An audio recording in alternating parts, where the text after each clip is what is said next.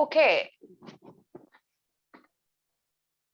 So hello and welcome everyone for today's webinar on COVISION, COVISION webinar series today. So myself is Suja Somanath and I'm the lecturer and the lead for the COVISION project, which is funded by the Health Research Board and Irish Research Council, looking at children's experience during COVID-19 pandemic. We have a number of partners across the globe, so I really would like to thank all the partners who is working with us at the moment. I also like to thank our partners across the globe, all the researchers working in collaboratively, across the 5 continents with us here in UCD. So this webinar series we agreed as part of the COVISION project team, and we will facilitate number of expert topic related to child and young people. So today's webinar, again, I mentioned, I really want to thank our funders. This project is funded by Health Research Board and Irish Research Council. Without their support, we won't be here today. So thank you for their support. So COVISION project enable us to connect with the children from across the globe and learn from their experiences. These can provide indicators for potentially early intervention and recommendation for future research, can promote positive community actions and responses during COVID-19 pandemic and beyond. So we're working very closely with our partners across the globe. Again, giving an equal opportunity for children and bring their voice as part of our design and development of intervention as part of this project. I really wanted to highlight this masterclass is also an agreement with the UCD Child Center, the Children Research Network Ireland and Northern Ireland, and Trinity Childhood Center, because we are running at the moment a seminar series for early research careers, and we agreed COVISION project will work together and then facilitate these for the early research careers as well, rather than having too many webinars same time, having everyone working together in collaboration. So I'm expecting number of early research careers are joining us today to learn from Harry's work. So again, today's webinar presented by Dr. Harry Shier. He's also part of the COVISION team in UCD. So I just want, before I highlight Harry's biography, I really wanted to show you something just to make sure you save the date. So then the save the date is very important. I think everybody's diary get really full up from September. So 15th of September, we have Professor Kate Tistel and colleagues from University Edinburgh and the partners are looking at ethical issues in using images of children online in the context of participatory research project. So the webinar registration link will be available from tomorrow. So just to make sure you have here, and I have your contact details and I can send you the details as well. The next webinar for the October, which is on the 13th of October by Dr. Michelle Templeton from Queen's University Belfast. Michelle will be looking at working with the Children Research Advisory Group in international research in the post-COVID-19 digital age. So there are 2 very exciting webinars coming up as part of the COVISION webinar series. So make sure you save these dates. So again, I really wanted to thank you everybody for joining us today. And this is a very important day for us because we all work with the children. So, but again, working with the children is not that easy. We need to learn and understand how best and effective we can work with them rather than working on them. So with any further delay, I would like to introduce today's speaker, Harry, Dr. Harry Shier. So I just want to get his profile ready here. Sorry, give me 1 sec. So Harry born in Ireland, and Harry worked in England for many years in children's play, then children's right and participation. In 90s, he developed Article 31 Children's Consultancy Scheme, which enables children to act as consultants to the management of cultural institution and experience crystallized in his 2001 paper, Pathway to Participation, which introduced a tool for analyzing children's participation. Now that tool has been widely used across the globe. So at the moment, I'm not going to do in much more detail, it's a very long profile. So at the moment, Harry is working with the UCD School of Nursing, Midwifery and Health System as part of the COVISION project team. So it's my pleasure to invite my colleague, Dr. Harry Shier, to lead today's webinar, which is participate research with the children. Harry, floor is yours. Thank you. Sorry, Harry, give me one more minute. So any questions, if you have any questions, please use the Q&A facility. Type your questions, and myself and Helen will be able to moderate towards the end. Thank you so much. Sorry, Harry, floor is now yours. Okay, thank you very much, Suja, for that introduction. I'm now going to share my screen because I'm going to show you my PowerPoint as well. So there we are. Can everybody see my presentation, Participatory Research with Children? Yeah. Okay, good. Well, so I'm trying to pitch this presentation mainly at people who are interested in doing participatory research with children, but maybe don't feel that expert. So it's kind of introductory, but I also hope there will be things in it that will be of interest and thought-provoking for those of you with already experience and expertise in this area. So I'm going to talk for, I hope, no more than half an hour. So there's plenty of time for questions and discussion at the end, maybe a bit less. And this is what I'm going to try and cover. I'm going to start with the notion of research on, about, with, and by children. But then I'm going to focus in on research with children, which is my topic for today. And I'm going to divide that down into what to me are two linked but distinct approaches, children as co-researchers and children as research advisors, and talk about examples of each of those. Then I'm going to introduce to you a tool that anybody can use to help plan or evaluate research with children. After that, I want to look briefly at some of the ethical issues that we'll all have to deal with when we engage with children in research, and particularly participatory research. I'm not going to look at sort of general ethical issues of doing research on children, but the issues that come up when we start to involve the children in the research process. And finally, I want to leave you with a recommendation for a network for support and solidarity. So let's see if we can get through all of those things. It's tough doing online presentations like this because you can't see an audience, you get no feedback. So I'm going to imagine the happy, enthusiastic faces in front of me taking all this in and being very positive. That'll keep me going. So I hope that's you, even though I can't actually see you. Before I start in on my topic, though, I want to just mention a problem I have, which is the problem of terminology. You know, what's the right word to use to describe the target group we're working with? And the problem I have is that in the English-speaking world, the terms children and also young people don't have agreed definitions. They're actually culturally constructed conceptualizations. And like all culturally constructed concepts, they mean different things to different people.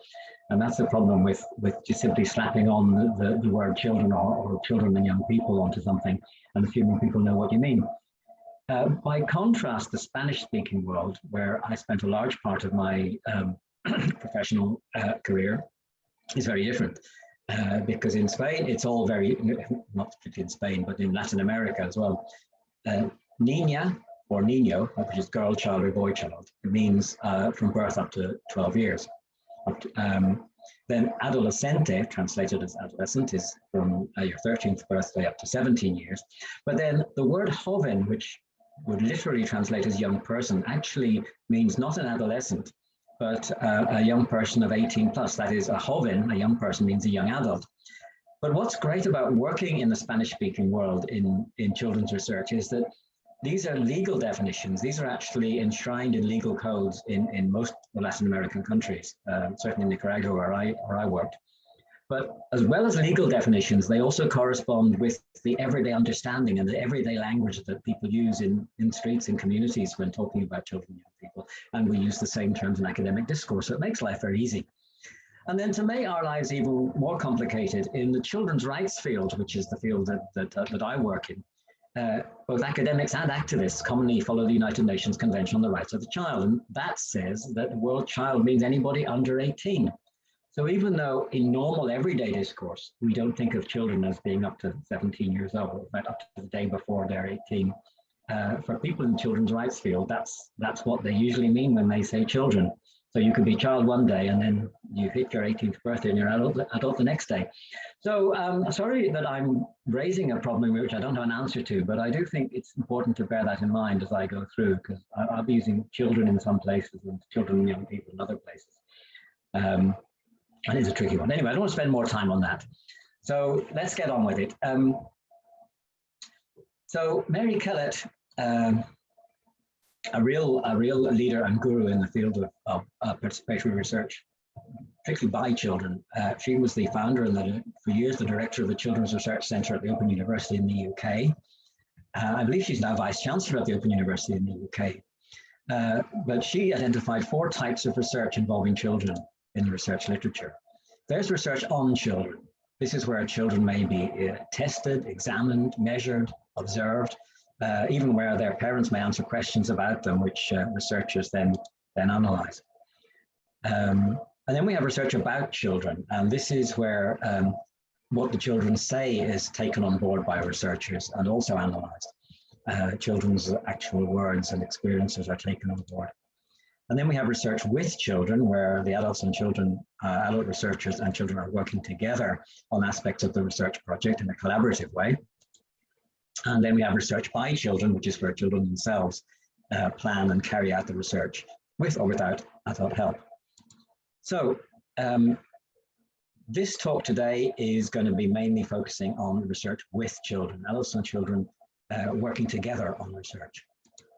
But before I get onto that, if you are interested in research by children, if that's your particular interest, let me recommend some sources. And at this point, let me say that a PDF version of this presentation with all the resources, full reference list at the end, all the resources listed, will be made available immediately afterwards. So there's no need to try and take notes and write everything down. You can have all the information on all the references. But basically, first there's Mary Kellett's seminal book, How to Develop Children as Researchers. And then Mary Kellett's colleagues who sort of taken over her mantle at the Children's Research Centre have continued her work, and a couple of years ago developed an recent updated book, Developing Children as Researchers. And here I'm getting slightly ahead of myself in my self-promotion, because this book by myself and colleagues in Nicaragua is only available in Spanish so far. I have promised to translate it, but I can't promise you a date when an English version will be ready. But the title is Practice Manual, Transformative Action Research with and by Children and Adolescent Boys and Girls. So hopefully later this year, an English version of this will be available. So those are some resources if your interest is research by children. But I'm going to now return for the rest of this talk to research with children. And it seems to me there are 2 main approaches to doing research with children. Now, there may not necessarily be the clear white space between these 2 that you can see here. They may overlap and the dividing line may be blurred, but I find it helpful to consider this distinction. On the one side, we have children as doers of research, where children work in collaboration with adult researchers, and the children and the adults do the research together. And in this situation, children are often referred to as co-researchers. And then we have the situation where children are research advisors, where the children's role is to advise adult researchers on the doing of the research, but the children are not actually doing the research themselves. The adult researchers are doing the research, but they're getting advice from their child advisors. So I'm going to talk about each of these approaches in turn with an example of each one. So I'm going to start out with children as co-researchers. And I'm going to use an example from my own experience with my colleagues in Nicaragua, a research project we did 10 years ago now, a bit more, how children and young people influence public policy in Nicaragua. And I'm sure you all know where Nicaragua is, but for those who might have forgotten, there's a map. So in this project, adults and children collaborated to analyze 4 case studies of experiences where children and young people's direct influence on public policy was clearly documented and attested by public officials. So First of all, we identified 4 contrasting case studies in different parts of the country. Children and young people from Ciudad Sandino, which is on the outskirts of the capital, told us about their campaign to increase investment in children and youth in their district. And children and young people from Granada, which is an old colonial city on the shores of Lake Nicaragua, told us about their role in helping to create a municipal agenda for children and youth and get that adopted by the city council. And then down in remote San Carlos by the southern border, children from there told us about participating in the district's first municipal children's forum and getting policy commitment from the mayoral candidates in the 2008 local elections. And children and young people from La Dalia in the heart of the northern coffee growing zone, where I myself lived and worked at the time, they told us about helping to draw up a new municipal education development plan in 2007, 2008. So those were the 4 case studies. How did we investigate those? Well, to start with, we interviewed at least one key decision maker. I think in 2 or 3 cases, these were the town mayors or senior education ministry officials, in order to confirm beyond doubt that the authorities' public policy decisions were influenced by the young people's proposals. That the lead policy making officials confirmed that their decisions were influenced by children and young people. Then we held focus groups with children and young people who participated in these experiences, and also focus groups with adult professionals who had helped facilitate the process. I know that up to now, interviews and focus groups are standard research methods. These could fit into the research about children approach, because we're hearing the children's views, but the children are the ones providing the data for the research.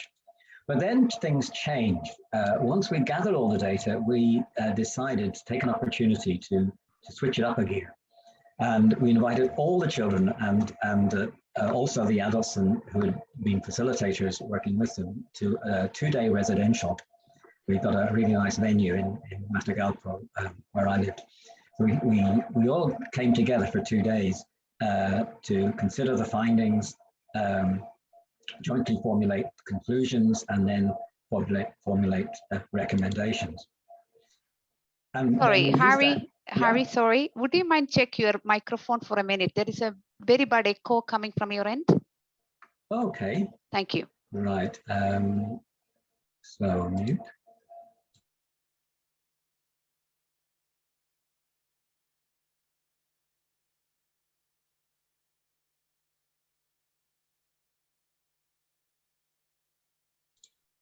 Hello, this is Harry. Still there is an echo, but it's okay. Keep going, Harry. That's fine. Yeah.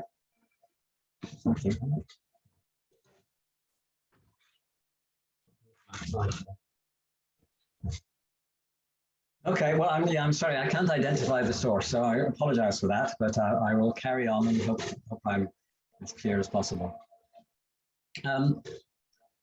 Yeah, once we had a draft report, we decided to hold a final validation event in the capital city. So the 4 groups of children and young people chose representatives to travel to the capital city and participate in this event, where they presented their recommendations. And this was a public arena where they were presenting the findings and recommendations. There were NGO leaders, there were public officials, there were media present. And what I'd like to note here is that in this piece of research, the roles taken by the young people evolved as the research progressed. In the first stage, they were focus group participants, which is a fairly standard research approach, but then they became co-researchers in a collaborative role. And then they moved on to taking this public role and presenting the findings and consolidating the research impact. And we'll come back to the ethical implications of this later on. Now, because my topic today is really focusing on methods of participatory research rather than the findings, I'm not going to speak in detail about the findings of this particular piece of research, but if you'd like to know what they were, again, all of these are going to be listed in the reference list available to you afterwards. There's a full detailed report, but unfortunately that's only in Spanish. There's also a child-friendly report. So if your Spanish is not up to reading the full report, you might try that one, but there is also a summary in English which was published in Children's Society, an academic journal. So all of these are available to you if you want to know the findings and recommendations that came out of it. But I'm focusing now really on the process. So that's an experience of collaboration, collaborative research with children, adults and children collaborating on the research process. And I want to turn to the other, another approach, which is where the children are research advisors, a child rights-based approach based on Laura Lundy's model of 4 key elements. And I'm sure many of you are already familiar with this model, but if not, I would recommend following it up. But Laura says that in order for participatory processes to respect children's rights under the UN Convention, these 4 elements have to be in place, and adults who are promoting or facilitating children's participation need to take account of these. Children must be guaranteed a safe space where they can feel free to discuss, share, debate, decide what they want to say and how to say it. And then they must be supported in raising their voice. Now, adults don't give children a voice. Children are born with a voice, but what we need to do is make sure that voice can be raised, that the children can speak out, and that voice can be heard. And then we have to make sure that somebody is listening, that there's an audience, that the adults in responsible positions, in children's rights terms, we call these the duty bearers, are willing to listen to what the children are saying. And finally, there must be influence.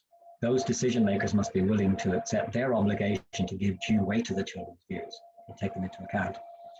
So based on this model of rights-based children's participation, Lundy and her colleagues, starting at Queen's University Belfast, but rapidly spreading around the world, developed the CRAG approach, Children's Research Advisory Groups.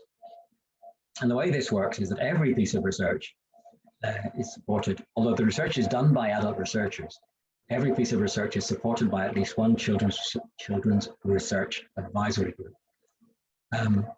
The CRAG members are children or adolescents who are roughly at the same age range as the research target group. And this means that the CRAG members are in a position to provide insight into the perspectives and perceptions of the target group, which guides the research process. Those perspectives and perceptions, which perhaps the adult researchers would not otherwise have, which means that CRAG members may advise adult researchers on formulation of research questions, appropriate methods, design of instruments, analysis and interpretation of findings, dissemination, and so on.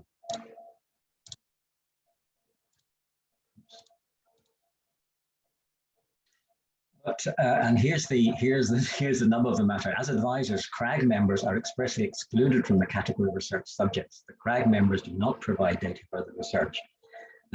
It'll be a completely different group of children who are the ones being researched, and the CRAG members are the advisors to the adult researchers. This allows children to be engaged in every stage of the research as appropriate in circumstances with a considerable amount of flexibility. And it also means that time-consuming and complex work like data gathering and statistics and so on can be left to appropriately qualified adults. And if it's appropriate, CRAG members can be invited, can have the opportunity to go on to engage with duty bearers in the kind of advocacy activities I mentioned earlier, but they're not obliged to do so. So that's roughly how the CRAG approach works. And we decided that that was the way we wanted to engage with children and young people in the COVISION project. But no sooner had we set out along the CRAG road than we started to run into challenges. First one, of course, we were working in time of COVID restrictions. Normally, prior to COVID, the way you would organize a CRAG would be you'd get the kids together and you'd all sit around in a circle, maybe in a classroom after school or somewhere in the university or in a community center, wherever was convenient, and chat about the issues that way. Of course, we can't do that now, so all interaction has to be online. And once you commit to working online, you hit another set of problems, because working online runs the risk of privileging certain kinds of young people and excluding others. And clearly, it's going to be the risk of excluding those who aren't online. Depending on what part of the world you're working in, this may be a large group or a smaller group. In some parts of the world, it'll be a minority who are still not online. And although we need to note that risk, I think it's also worth pointing out that deciding to work online can also It excludes one group, but it also can bring unprecedented exclusion of another group, specifically those with limited mobility.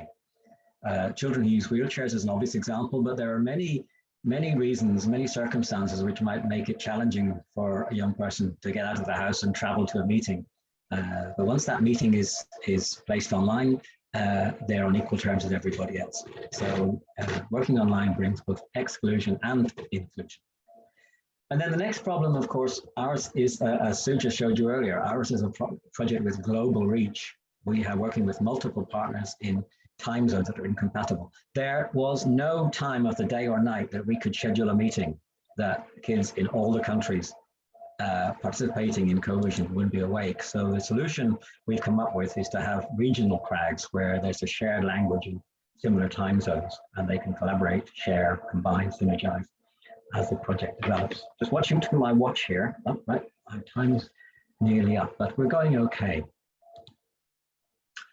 Now, we are still in the process of forming our CRAGs. So if you ask me, how did this work? How did you get on? I can't tell you, but I do know somebody who has effectively managed this experience and who does know. So Sue just already mentioned the forthcoming webinar. So if you're interested in the CRAG approach and you want to know more about how the CRAG approach can be made to work under internationally and in the post-COVID age, come to our October workshop. Michelle Templeton from Queen's University Belfast will be talking about how they successfully used CRAGs in the international COVID under 19 research study. So there you are. We've had a look at working collaboratively with children as co-researchers, and we've had a look at working with children as research advisors with the CRAG approach. And now, whichever approach you take, I want to share with you this tool, which can be useful in helping you to plan or evaluate that kind of participatory research. And the tool takes the form of a matrix. And I'm sure you know a matrix is like a table, and it has therefore 2 dimensions. So to create a horizontal axis, we'll need a measure of how much decision-making power or control the children actually have in the research. And then for a vertical axis, the timeline of the research process and the different phases that make it up. So for the horizontal axis, I turn to Gerson Lansdowne's beautifully simple typology of participation, the 3 kinds of children's participation. Consultation, when adults ask children for their views and children are not involved beyond this. Then collaboration, when adults and children work together, sharing roles and responsibilities. And then proactivism or child-led participation, where activities are initiated, organized, or run by children and young people themselves. Adults may still provide support, but it's not always necessary. And for the vertical dimension, I found many ways of listing the different phases in a typical research project. This particular one is based on Kumar, and it starts with identifying the research question, then the design, the research instruments, finding the participants, generating the data, analyzing the data, producing the report, and disseminating the findings. There's also now, at that point, for many researchers, that's really where it ends, because the 9th phase, which says here, advocacy, public mobilization, campaigning, policy impact, action for social change. Not all researchers would view that as part of their role. But because what I'm talking about here is socially engaged or committed research, then for I and my colleagues and the children we work with, this 9th part is definitely part of our research practice. And so we combine those two axes to create this matrix. There you can see the different types of participation across the top, and we've had to add a 4th column where children are not involved. So you've got children not involved, then you've got children consulted, collaborating, and initiating or directing, and then running down the different phases of the research process. Now, I'm not going to read this all out. Basically, in each box there, you have a descriptor of what that would look like in practice. So just to take the first one as an example, at the phase where we decide on the research question, it's very common for children not to have any say at all. The research question is decided a long way away from the children. But it is possible that they may be consulted, they may be asked about sort of problems that concern them, and that may help to develop a research question. Or children and adults could work jointly to decide on what the research question is going to be, or children could decide on their own research question. And so as you read it going down, there are descriptors of what each of those boxes would look like in practice. So how do we use this? Well, for any research project, you can use this matrix to appraise that project. So let's apply it to the Nicaraguan project that I mentioned earlier on. So this is how that, how children and adolescents influence public policy project would look in this matrix. Children weren't involved in deciding the research question, the methods, preparing instruments, or the recruitment. It wasn't until we got to the initial data collection stage, that was interviews and focus groups. And at that stage, it was just fairly standard consulting with the children, getting their views. And it was then that we decided, as I said earlier, to shift it up a gear and move into a genuinely collaborative mode when we all got together to work together, analyzing the data, determining the conclusions and recommendations. And then we did 2 reports. The adult researchers taking the children's views on board, which is why it's consultative there, created the big report. But the children themselves wrote another report in their own words, the child-friendly report. And then we came back into collaborative mode for the dissemination and policy advocacy. So that's just showing how you can use this tool. A couple of years ago, a scoping review examined the practice of participatory research with children in Australia. They found 211 papers within a certain time frame that claimed to be participatory research in one way or another. And they applied that matrix to it, and they got these results. But the important thing to notice here is it's a fake, the horizontal axis is fake. Do you see there the way it jumps from 12 to 200? With like little dots in between. So it's a completely fake, it's a fake axis. Now, if this graph was drawn with a proper axis, the blue line there for would look like that. See, the blue line would probably run out the wall of wherever you're sitting now. That's what it really looks like. So what that means is that in the vast majority of the studies reviewed, there were 211 reviewed, and in no other measure did it get beyond 12, beyond about sort of 9%, 11, 12%. No, yeah, 5%. In no other area were children involved at all outside of the data collection phase. So returning to this matrix, judging by that Australian scoping review, this is a typical experience of children engaging in research, at least in Australia. Not involved at all, not involved at all, not involved at all. When it comes to collect the data, yes, they provide the data, and then not involved at all. So you can compare the standard approach to research with children to one example of another approach. So this tool has been published. It's available in that book, and you can also get it on my website there. And all this will be in the reference list in the handout, which will be available at the end. So I would suggest try using this tool if you're planning research projects involving children.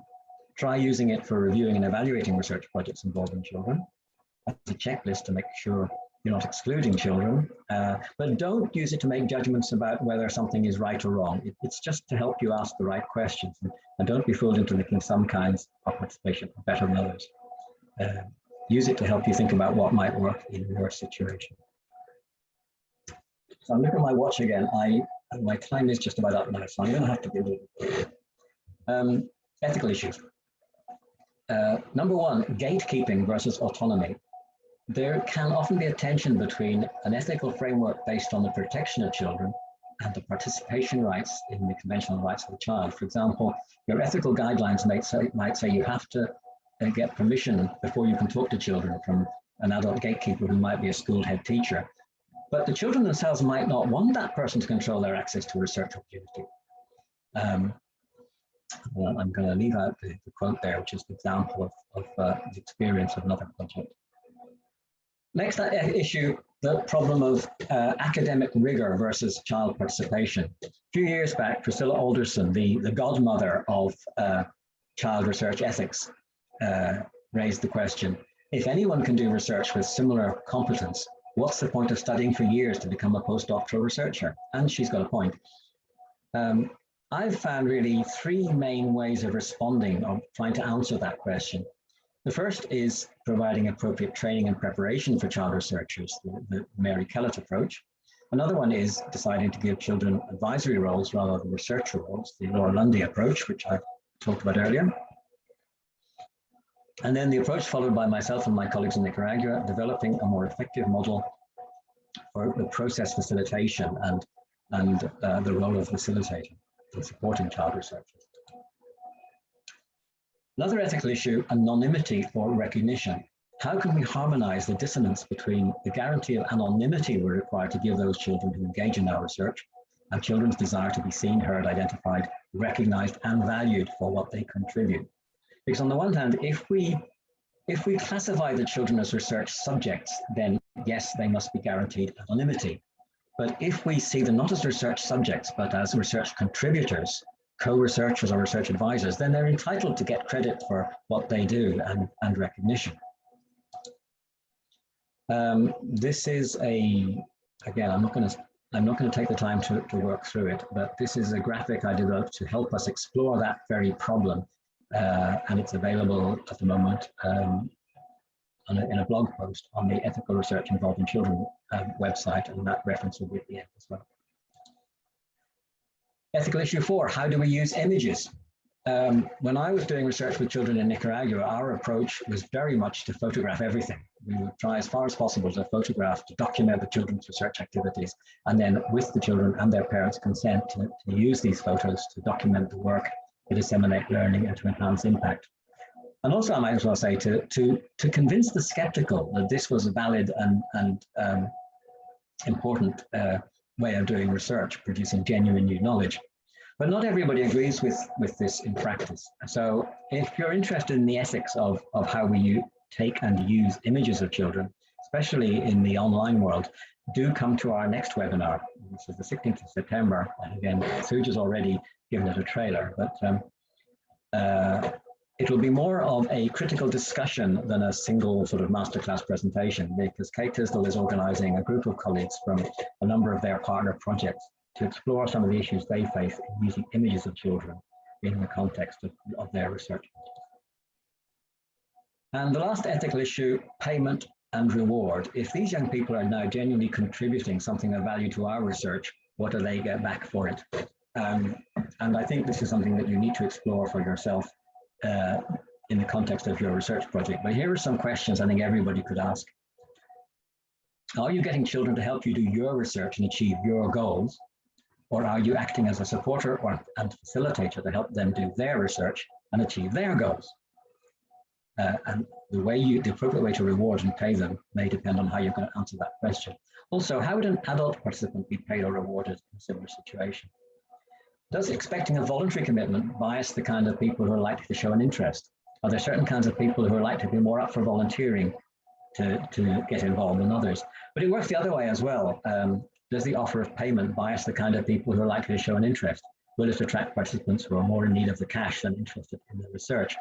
And I must say, in Nicaragua, we found that even the offer of a good meal swayed children's inclination to get involved. So it very much depends on the context. And is there a standard way of doing things regarded as best practice in your sector or in your organization? Not something that would worry me particularly, but it's something you should certainly be aware of and take into account. So looking at our own project, COVISION project, it's not all about payment because there are all kinds of potential benefits in being involved in a research project. So I just want to read this extract from the participant information leaflet, the pill from our that we're using to recruit members to our COVISION CRAG. What are the benefits of being a CRAG member? That's Children's Research Advisory Group. It's not a paid job, it is a voluntary commitment, but there could be all kinds of other benefits if you decide to join the CRAG. You'll learn a lot about the topic of the research, you'll have a good experience of working with others on an important project and learn new skills for working with others. You'll meet new people, you might make new friends, it could be fun. You will know that you've made a real contribution to helping other children, families and communities face pandemics and disasters in the future. this would be an achievement you and your family could feel proud of, and this could boost your confidence for new projects in the future and will lead you to different achievement. So yes, indeed, we need to think how and in what way we need to pay young people, but we also need to take account of the fact that this is not all about payment. Nearly there. So just before I finish, I would like to recommend to you all to find out about Kids in Action, an international network that support and solidarity in participatory health research. Kids in Action is part of a bigger global network, the International Collaboration for Participatory Health Research. It's coordinated out of Melbourne, Australia.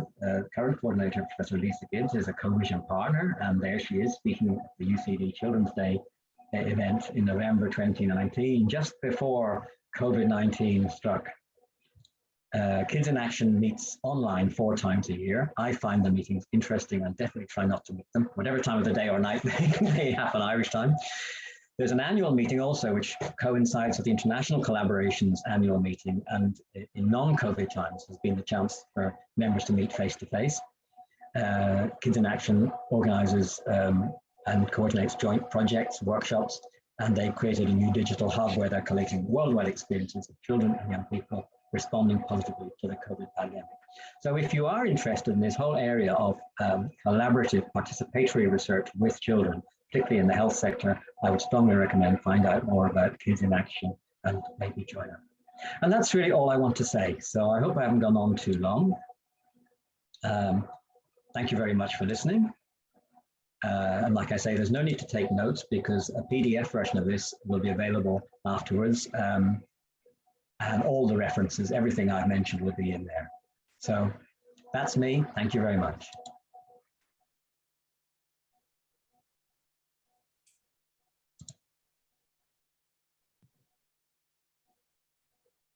Thank you, Harry, for the wonderful presentation. I know how many times, every time I hear your presentation, it's always a new learning for anybody. I think there are a lot of PhD students, early research careers are here as well. I think they all benefit from your excellent talk and expertise around the participatory research with the children. So I'm just going to see whether at the moment there is no questions. Maybe I'll ask Helen, if anybody want to ask any question, maybe you can raise your hand, we can allow you to speak. While you're deciding that, I may ask Helen if she has any burning question to ask Harry. Thank you, Helen. Oh, putting me on the spot. Okay. I thought, sorry, Harry, this is just a thought came to mind when you were speaking. When you were talking about the images of children, and we have the whole consent process of using images, but children and in general, we give ethical consent for what we know our research is going to do. That's the whole part of the GDPR. Should we maybe limit ethical approval or the consent to say for images for a period of 5 years? Because a person, particularly children, image-wise, when you're 5 is very different to 10, very different to 15. So would a time limit be an option on consenting for images? Would that be a solution? Thoughts? Well, yes and no. A problem there, of course, is that we live in the world of the internet, and we're talking often about using images in public communication via the internet, and something that we've all become aware of is that once something is on the internet, we don't have any control, and getting it down again is all but impossible. So to some extent, yes, and this is the kind of issues I must say maybe I've been far too blasé about this, because I started doing this work in a contest in Nicaragua where all the kids wanted to have their photograph taken, and they loved seeing their photographs. And when we did reports and the children did reports, they loved to use their photographs and their drawings in the reports. And really, nobody saw this as in any way an unethical or a risky process. And it was only over the years that I realized that people did see some of these practices as potentially risky. You know, I tended to poo-poo this, saying the idea of a paedophile seeing a photograph of a child in a research report published online in Nicaragua and then somehow tracking that child down to harm them is so remote as not to be, but, maybe these kind of things could happen. It never occurred to me that they would, or other ways in which people might find seeing those images may end up harming people. But I've always tended to be rather blasé about it. So I would see myself as very much a learner. And that's why I'm so delighted that people who know more about this than I do, namely Kate Tisdall and her colleagues from Edinburgh and their partner university, is going to give us a serious discussion of this next month, because, I have my own attitude, but I know I know that there's a lot of concern about how we use images these days. Yeah, I think I know there's one question. Before I take the question, I may need to add one thing there. Images can vary. So about the child contribution to the project, the child image, there are different perspectives. So for example, even COVISION or the Sambi project, we are collecting so many different data from the children, and they are consenting for their music or art or soundplay to use as part of the project. That could be one, because they own these, because they design or developed on their behalf, and we are bringing that as part of the research project. So that is a different compared to a child imagery as well. So I think this all discussion need to take place. I think the next webinar will be a very interesting venue for us, especially for a COVISION, to discuss all these challenges in terms of collecting and keeping the resource or the images, or even creative modalities designed or developed by children itself. So I think this whole we need to have that discussion taking place, and then have that best approach to protect the child. And also, if they are willing for their name to be recognized, I think we should. Because some children, they like to see their name attached to their music or artwork. Some children, they don't want that. But how do we give the recognition for the child and their participation? There is a question for you, Harry. I don't know whether you can see it in the Q&A section. Maybe I may ask you, would you mind to answer that question? So it's from Caroline Lane. She's asking, do you have any advice on who can be contracted to conduct research with the children in Ireland if an organization lacks their own resources in this area? Yes, I definitely have an answer to that question. Are you aware of the Children's Research Network? Because there you are going to find the contacts you need. Children's Research Network is, as its name suggests, a national, and I mean all Ireland network of people interested in research on, about, with, and by children. So you will find all kinds of children's researchers in the network, and you will find both people connected to all universities and different departments, different schools within the different universities.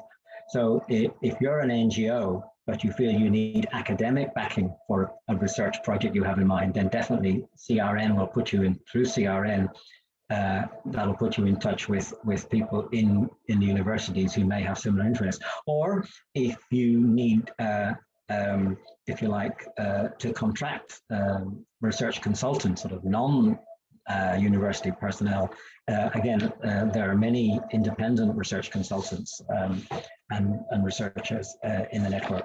So I say basically, if you've got a research project in mind and you need to get researchers interested, contact the Children's Research Network, put out a call.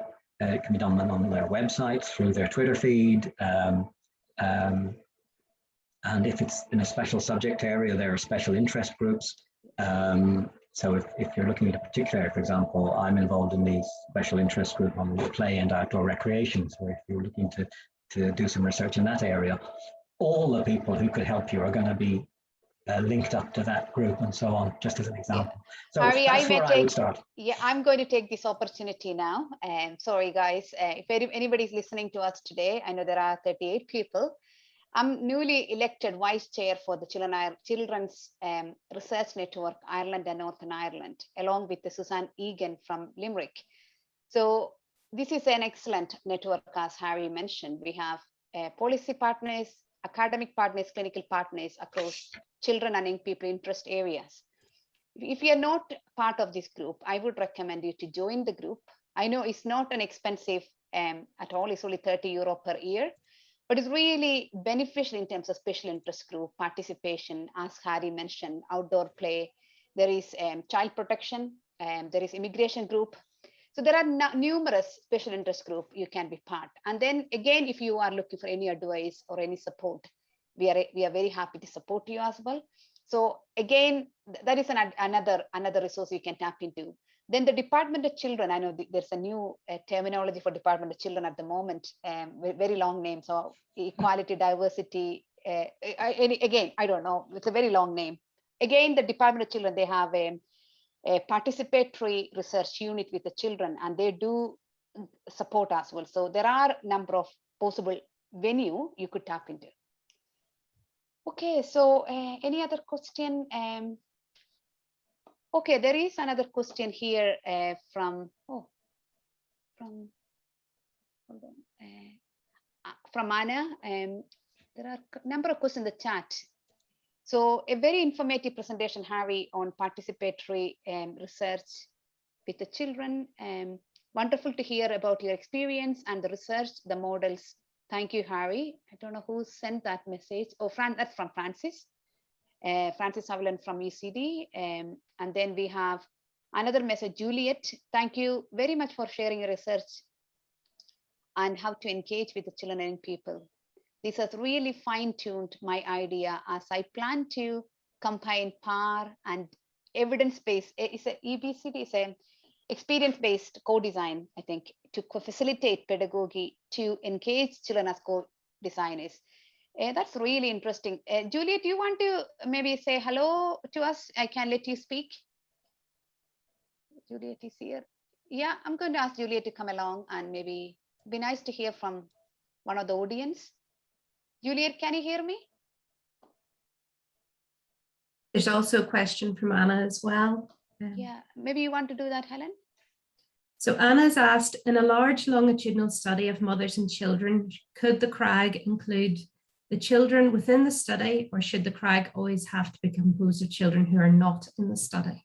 Oh, that's an easy one. Standard practice is it will be different children. The point is that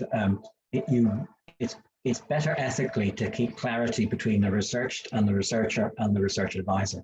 So if you like to be very crude about it, the children within the study are the researched, the people being researched, and then you have the researchers who are the researchers. So it's really best if the CRAG are children from a similar demographic, similar age group, but who are not the ones providing the data that is making up the research data. Now, I'm not saying that's a law, but that certainly is the standard approach to a CRAG, that they are different children and young people. So I think that's the answer. I think there is a message from JJ. JJ is also one of the core partner for the COVISION project from Taiwan. And JJ is saying to you, Harry, I learned a lot from today's webinar. Thanks a lot, Harry. So that's from JJ. So that's great.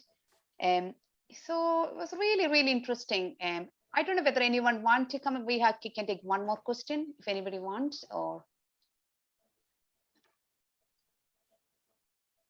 So I have everyone's emails. I can share the next 2 webinars flyers with everyone, and follow us on the Twitter. So myself, Harry, and Helen, we are very active in the Twitter. The COVISION has a webinar. COVISION got a website.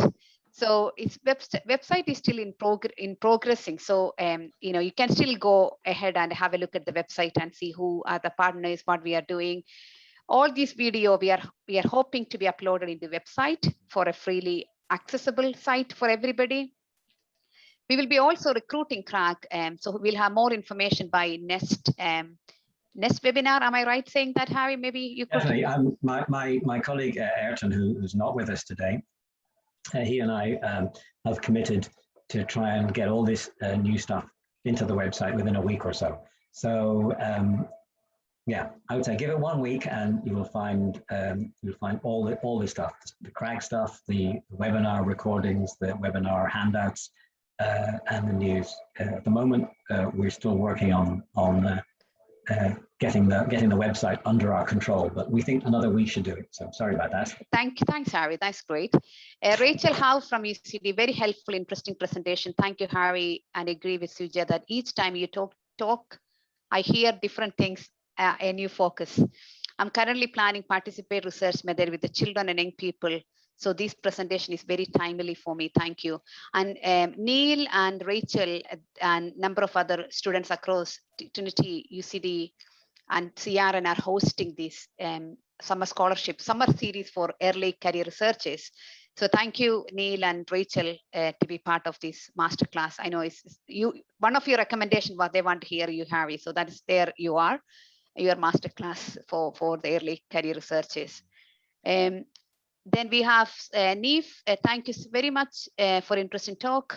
I am working on designing a program to train child researchers next semester. So this is very timely. So there is a lot of good positive feedback for you, Harry. And I really wanted to say thank you on the behalf of COVISION team. And for us, this webinar is brilliant. I know, Helen, you did the last time webinar on scoping review. So we have an upcoming 2 webinar. Just want to correct the 15th of September, not the 16th. I know that was in the Harry slide. So just the 15th of September. It's a 2 to 3 for Case Tistel and the team from Edinburgh University. And then the Michelle Templeton in October, on the 13th of October. We'll keep you all posted. I will look forward to seeing you again, our next webinar. Until then, goodbye from us, the COVISION team, UCD. Thank you very much. Have a good day.